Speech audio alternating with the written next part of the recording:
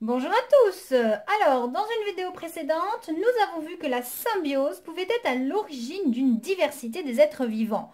Mais il existe un mécanisme particulier de symbiose qui est l'endosymbiose. Endo, ça veut dire à l'intérieur. Et nous allons voir qu'en fait, cette théorie de l'endosymbiose se passe plutôt au niveau cellulaire et qu'elle est à l'origine de nos cellules eucaryotes. Vous êtes prêts?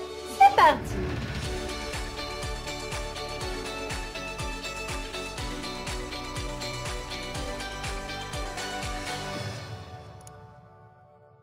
Alors dans le titre, je vous parlais des fameuses cellules eucaryotes. Ça veut dire quoi? Ça veut dire vrai. Caryote, ça vient de cario, qui veut dire noyau. Donc, être eucaryote, c'est avoir un vrai noyau, c'est-à-dire un noyau qui possède une membrane et dans lequel on va trouver donc le matériel génétique, c'est-à-dire l'ADN. On n'a donc pas un ADN qui se balade dans le cytoplasme, il est protégé, enfermé dans un petit coffre-fort, fermé par une membrane. Alors si on s'intéresse de plus près à la structure d'une cellule eucaryote, ici une algue appelée chlorelle, on va distinguer dans la cellule de l'algue, que vous voyez ici, une partie bien verte, un organite vert, qui s'appelle le chloroplaste. Et ce chloroplaste, il contient des sortes de sacs aplatis, ici en vert foncé, qu'on appelle des thylakoïdes. Alors, ce chloroplaste, on l'a prouvé, est à l'origine du mécanisme de photosynthèse grâce à la lumière et va produire donc de l'amidon. Or, il se trouve que dans la cellule, il n'y a pas que le chloroplaste comme organite, il y a également un organite responsable d'un système énergétique, c'est la mitochondrie. Et la mitochondrie, en fait, on n'en a rarement qu'une, on en a plusieurs. La mitochondrie, comme pour le chloroplaste, a une structure particulière, c'est-à-dire que ces deux organites sont délimités par une double membrane. Essayons de comprendre pourquoi. Si on s'intéresse de plus près à un chloroplaste observé au microscope électronique, on va donc très bien repérer ici les deux membranes, la membrane externe, la membrane interne. À l'intérieur, il va y avoir tous les grains d'amidon. Et donc, dans le chloroplaste, nous avons ces fameux thylakoïdes qui peuvent s'empiler. À ce moment-là, ils forment ce qu'on appelle des granomes. Ces thylakoïdes qui forment des granomes contiennent les fameux pigments photosynthétiques. Donc, on sait que c'est à ce niveau-là que va avoir lieu la photolyse de l'eau qui permet de récupérer des électrons à l'origine du transfert d'énergie et donc de la création de l'ATP. Bon, vous inquiétez pas, ça c'est pour les spé. Mais en obligatoire, qu'est-ce qu'on doit juste remarquer? Que la structure d'un chloroplaste est telle qu'on observe une double membrane, qu'à l'intérieur il y a des sacs et que si on analyse le stroma, l'intérieur là, c'est-à-dire le liquide qu'il y a entre les thylakoïdes, et bien dans ce liquide là, alors pas tout colorié en orange, hein, mais bon voilà, le liquide là, vous le voyez celui-là?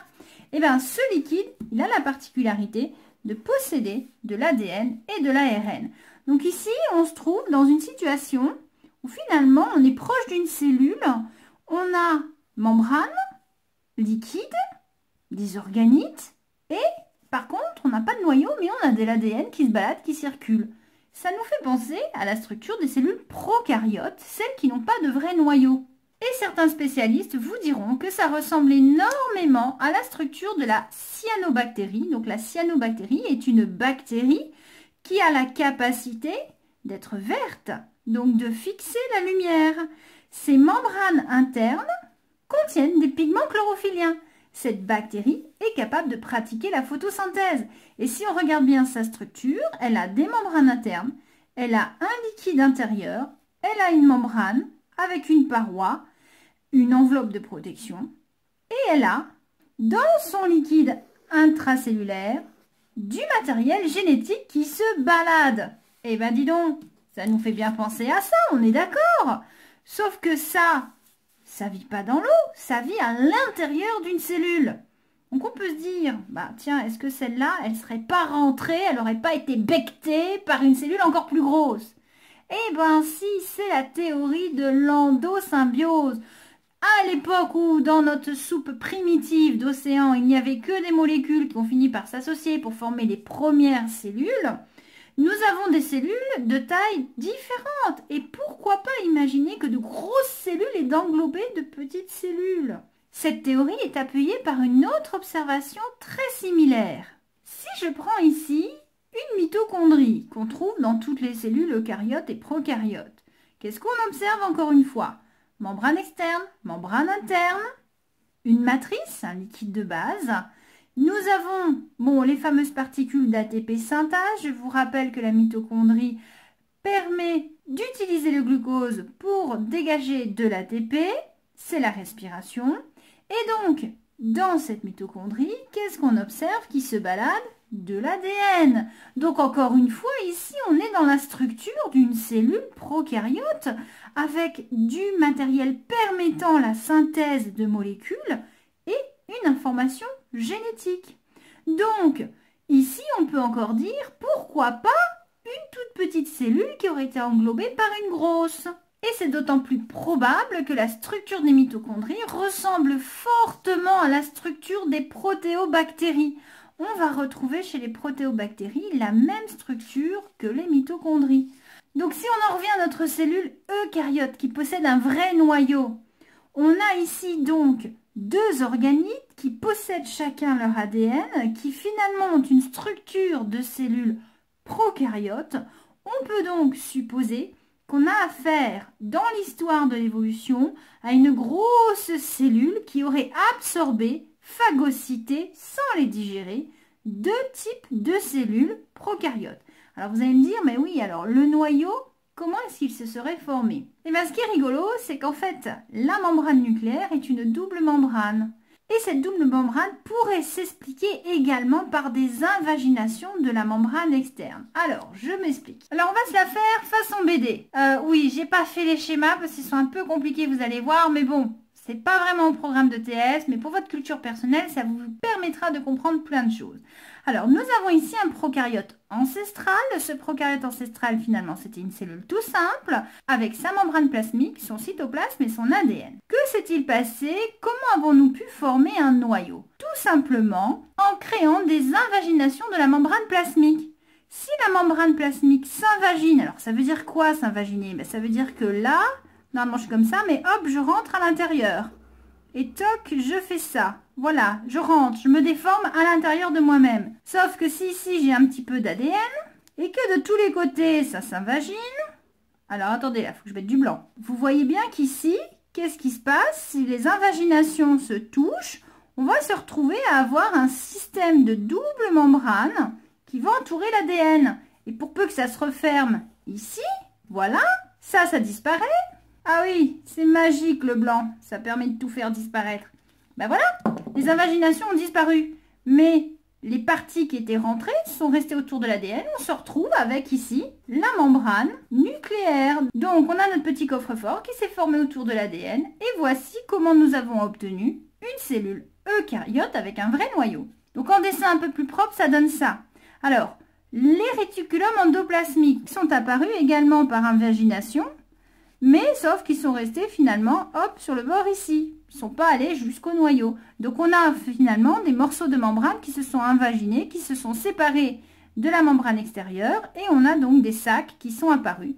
C'est l'origine du réticulum endoplasmique et de l'appareil de Golgi. Nous commençons donc à avoir la structure d'une cellule eucaryote, mais il nous manque les mitochondries et les chloroplastes. Eh bien, supposons qu'il y ait eu deux phénomènes d'invagination. Un premier phénomène, invagination par phagocytose d'une cellule prokaryote hétérotrophe aérobie, c'est-à-dire capable, grâce à l'oxygène, de produire de l'énergie grâce au glucose, que ensuite ces cellules ayant invaginé des cellules prokaryotes soient donc devenues des cellules avec des systèmes énergétiques que l'on appelle des mitochondries. On a donc une eucaryote hétérotrophe ancestrale. Et en supposant que dans cette population de cellules, il y ait un petit groupe ou une cellule qui a réussi à invaginer par phagocytose cette fois une cellule prokaryote photosynthétique, là cette fois nous obtenons une lignée qui a subi deux phagocytoses pour faire rentrer deux cellules prokaryotes différentes, une capable de produire de l'énergie et une capable de l'utiliser. Nous avons donc ici une eucaryote photosyntétique ancestrale. Voilà nos deux lignées de cellules eucaryotes sur la planète, les cellules animales et champignons et les cellules végétales. C'est la théorie de l'endosymbiose à l'origine de nos cellules actuelles et donc de la diversité des êtres vivants sur la planète.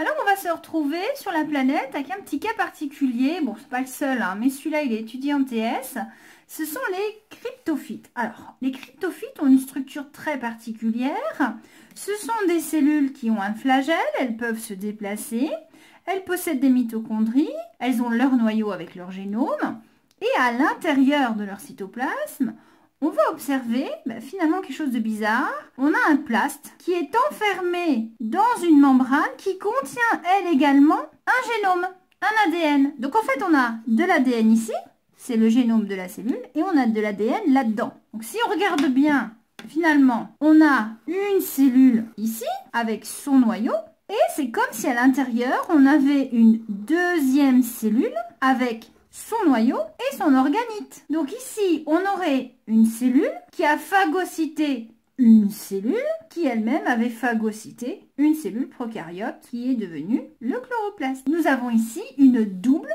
endosymbiose. Endosymbiose de celui-là dans la cellule orange et endosymbiose de la cellule orange dans la cellule rouge. En BD, ça donne une cellule qui entre en contact avec une autre cellule qui possède à l'intérieur d'elle-même une cellule prokaryote photosynthétique qu'elle aurait déjà phagocytée. On a donc ici la petite cellule qui avait déjà phagocyté une prokaryote. Sauf que cette grosse cellule là qui se pointe, elle a déjà phagocyté sa mitochondrie, elle va phagocyter celle-là. Donc nous sommes ici en plein épisode de phagocytose.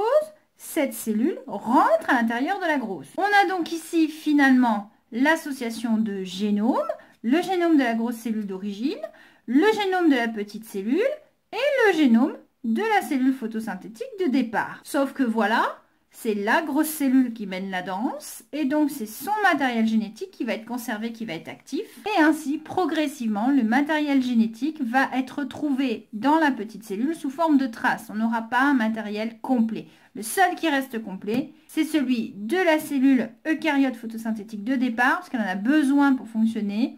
Et ensuite, le matériel génétique de la grosse cellule qui a fait l'invagination. Donc, voici la théorie de la double endosymbiose. Et voilà, fini. À bientôt.